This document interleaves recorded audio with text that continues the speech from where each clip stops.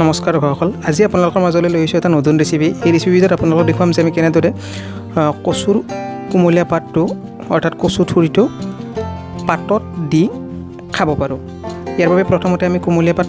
লৈ লৈছোঁ কচু থুৰিটো লৈ লৈছোঁ আৰু সেইটো সৰু সৰু কৰি কুটি লৈছোঁ তাত আমি কেইটামান কুমলীয়া আমৰ কলি আমি কুটি দিছোঁ আৰু জলকীয়া লৈছোঁ আৰু লৈছোঁ লেটেকুৰ কলি কেইটামান কুটি দিছোঁ আৰু এইখিনি আমি এতিয়া প্ৰথমতে কলপাত এটাত লৈ ল'ম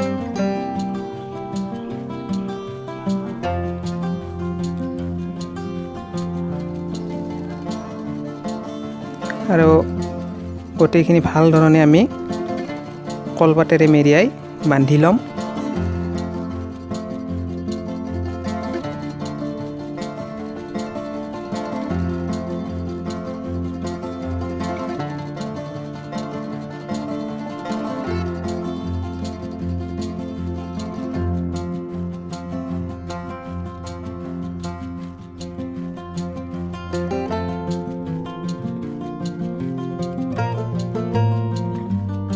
ভাল ধৰণে বান্ধি ল'ব যাতে এইখিনি পুৰিলে আমাৰ ওলাই নাযায়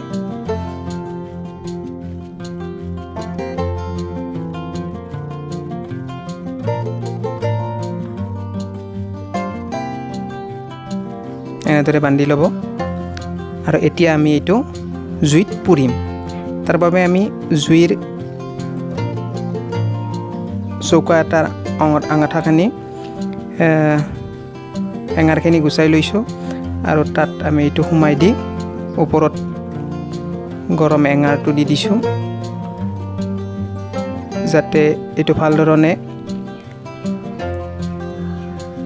পুৰে আৰু এনেদৰে 30-40 মিনিটমান থকাৰ পাছত আপুনি এইখিনি গুচাব আৰু দেখিব যে এইটো ভাল ধৰণে সিজিছে ইয়াৰ পৰা লাহে লাহে কলপাতখিনি গুচাই